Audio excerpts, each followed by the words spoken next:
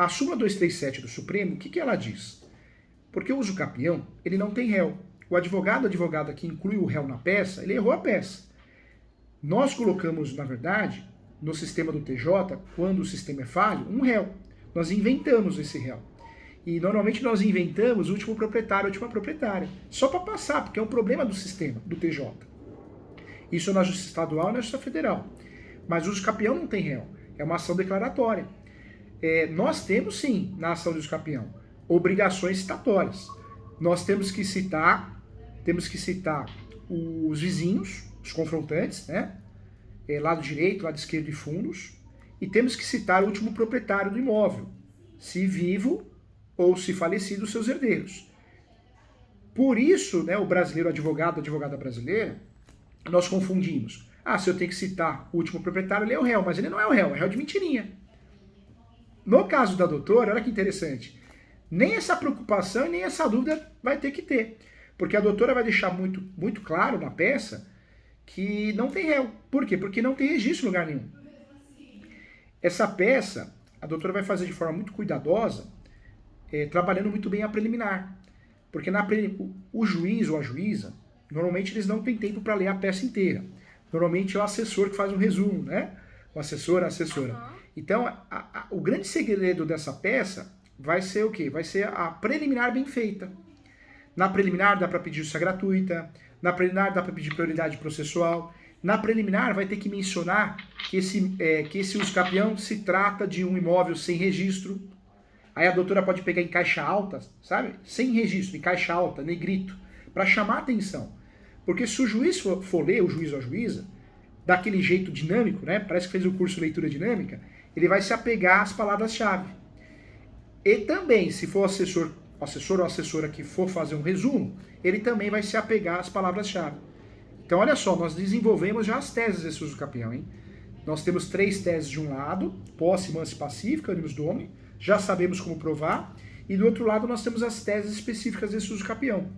Quais são? Então, enunciado 492, também vício registral, e depois esse imóvel não é público. E aí essa última tese, a súmula 237 do Supremo. Por que a súmula 237 do Supremo? Porque o uso capião poderá ser usado ou arguido, né, como a súmula diz, em matéria de defesa. E é isso que nós vamos fazer. Nós vamos preparar a casa, porque se o Estado, a União, o município ou alguém que se alegue dono, proprietário aparecer, o nosso uso capião está tão bem estruturado que nós vamos conseguir usar ele como matéria de defesa. Eu estava falando lá no começo que o uso capião é uma ação declaratória, então não tem réu. Mas ele pode se tornar litigioso, porque alguém pode se habilitar ao processo em qualquer momento. Chama habilitação de um terceiro interessado, pedindo a improcedência da ação. Então, nesse uso capião, o que pode acontecer? No decorrer dele, alguém se habilitar, alguém pedir a improcedência da ação. Como esse uso capião está muito bem fundamentado com a súmula 237, nós conseguimos fazer o quê? Nos defender nessa habilitação.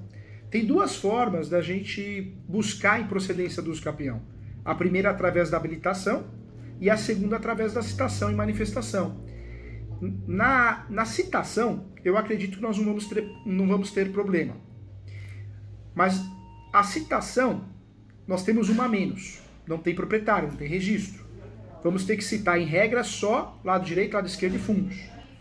O que eu vejo que nós podemos ter um pouquinho de dor de cabeça é a manifestação. A manifestação.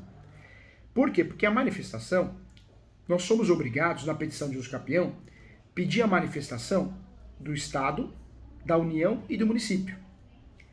Quando nós estamos no Distrito Federal também. E não podemos esquecer de pedir a manifestação do MP. Então, quem eu acho que vai criar um certo problema, um empecilho em relação à ação, talvez seja o Estado, representado através da Procuradoria, que fale, não, esse imóvel é nosso, mas também não tem prova, porque não tem registro. Ou o município. Se isso acontecer, o que eu oriento fazer? Pode ser que nem aconteça, mas se isso acontecer, eu oriento não entrar nessa briga. Como o seu uso capião da doutora está muito bem estruturado, eu oriento fazer o quê? Quando o juiz abrir prazo para se manifestar, a doutora vai e se manifesta da seguinte forma.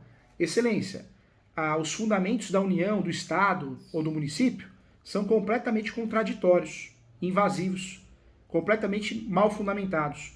O imóvel não tem registro, nunca foi, nunca será um imóvel público. Requer o devido andamento do feito. Então você dá uma paulada e pede o andamento, entendeu?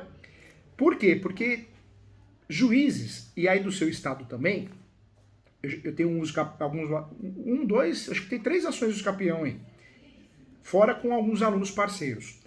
O que é muito comum acontecer? Aí, o juiz dá muita corda. Então o juiz se manifeste a autora.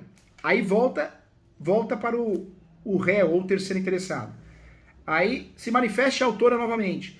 E isso só atrasa o processo. Então, como os juízes normalmente eles fazem isso, a doutora dá um tapa e requer um andamento. O juiz ou a juíza normalmente vai dar a doutora porque não tem. Vai ficar discutindo isso até quando? Né? Prova documental, né? Verdade. Tem alguns casos. A gente entrou, eu entrei também